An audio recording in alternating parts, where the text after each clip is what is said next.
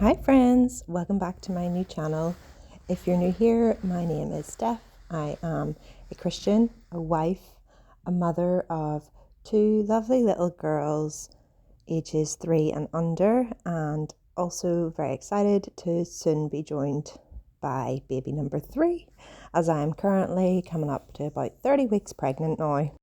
I started this homemaking channel after I had moved from my home country in Northern Ireland to across the pond to Pennsylvania in the United States of America last summer. So it's coming up to a year, and the purpose of this channel is to encourage Christian women, wives, mothers, homemakers in the role of homemaking.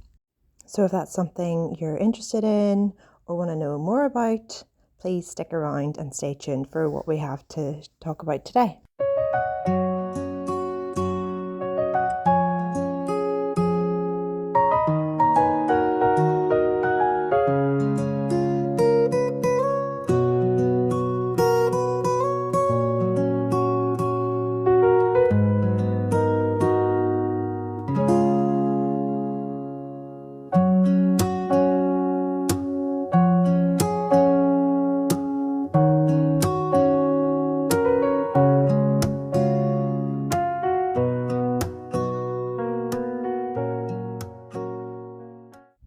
So one fun little spring update we have for you guys is we got some chicks, spring chicks. You can see them here. They're not all ours. We're currently looking after a couple for our neighbours, and then we're going to keep 4 of them. So the real blondie one over there on the right, and then the fair coloured one, and there's another fair coloured one, and then a dark one. And we are so excited to start this journey. It's something I've been wanting to do for a while, and our girls are absolutely loving it. It's been so fun just checking on the chicks every day, and we're so excited for when the weather gets a bit warmer that we can bring them outside and get them into their coop. So yes, stay tuned for more on the chicks as this channel develops.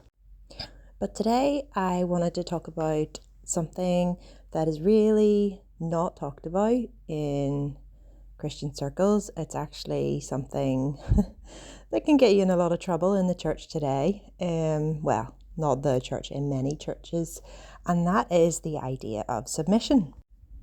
And actually, to go a wee bit beyond that, a woman was created, it says in Genesis, out of the man to be a helper suitable for him. So we see in Genesis that this is the primary calling that God has given for women to have in their lives. And yet our culture honestly rejects that so much and is so repulsed by that. The thought of a woman helping a man, it's like, no, no, no. You go out there and you be a strong, independent woman, and don't you depend on a man. And that is like, you just see it it's just so subtle, but it's just infused everywhere. And unfortunately, it has also just dissolved into the church as well. And this is where I think if we can come back to Genesis, if we can come back to God's good design and see that this thing that we have been trained to be repulsed by, that we've been trained to think is really, really bad or negative or taking away our freedom, if we can see that this is something that if it's in the Bible, that if this is what God has designed his pinnacle of creation, which is humanity, to be, that this is a good thing, that this is a beautiful thing, that this is a true thing.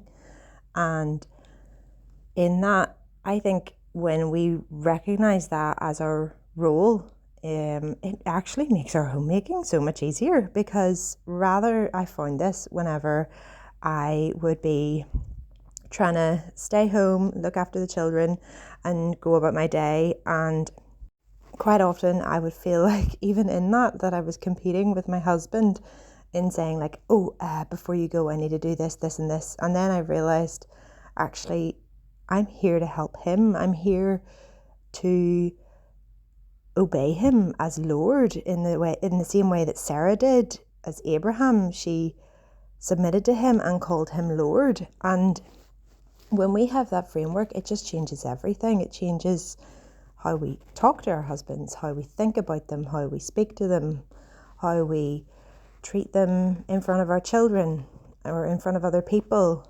And in doing so, it's such a beautiful thing, because if that's how God has designed it to be, then that's how a marriage can flourish. And ironically, respect is what a man needs and desires from his wife more than anything else.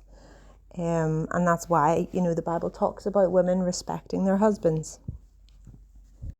And sometimes that requires a lot of grace on our parts. Sometimes that's really not easy, because we could be sitting there thinking, well, that's all well and good whenever they're worthy of respect. But there's times where their behaviour maybe isn't making you think that they're worthy of respect. And yet it's not about them earning our respect. It's about them having it regardless of their performance. And through that, we will be a blessing to them. And through that, we will be living out our God-given callings as women. And respecting our husbands can only ever help a marriage. And if there's children in the picture, it can only ever bless the children that grow up in that environment and in that home, feeling safe and secure.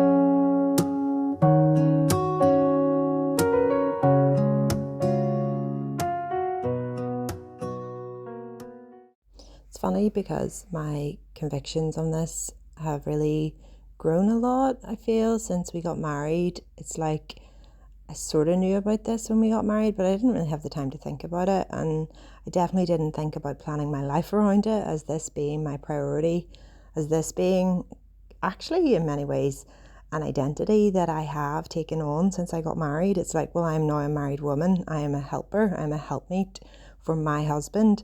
And that's my first priority. I think people quite often identify with a career whenever they go into a marriage. They're like, well, I'm this or I'm that. I was Steph, the midwife, married to my husband. And it's like, no, like that needs to take priority over everything else. And actually, we were like passing ships in the night whenever I did shift work. So I think if I was to do it again, I probably would just rethink that whole situation, because as a helpmate, I think there's so much value in being around for your husband, being present, in caring for him, in making sure he's well fed, healthy foods. There was me doing sourdough, in looking after his space, sorting out the laundry, and just making sure that you are showing up for them in the best possible way. And I think whenever we start to think about the outworking and the details behind being a helpmate, that actually it makes us think through, well, how does that look like on a daily basis? What does that look like? And if I say yes to that, if I want to say yes to that and prioritize that, what do I need to say no to in order to be able to do that and be able to do it in the best possible way? And ironically, I now have more freedom, because I'm not stressed thinking, oh, I haven't achieved like X, Y, and Z in my day. And I'm thinking, well, anything extra is a bonus, really, because if I know that I'm being a helpmate and I'm also loving my children, then everything else is just a beautiful bonus, and I can rejoice and be thankful if I got anything extra done. Anyways, I hope this video blessed you. I hope it encouraged you. Please like and subscribe if you haven't already done so, and stay tuned for more chick updates. Talk to you soon. Bye.